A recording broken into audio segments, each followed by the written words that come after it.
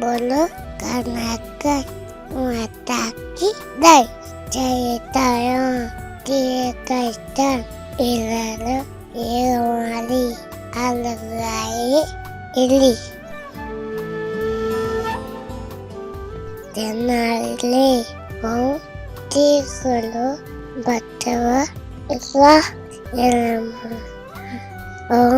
ನಮ್ಮ ಜೀವಯ ತಲನು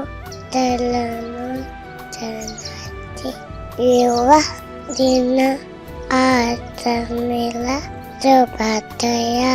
ನಾನು ನಿಮ್ಮ ಚಿತ್ರನ ತಲನು ತಲನಾತಿ.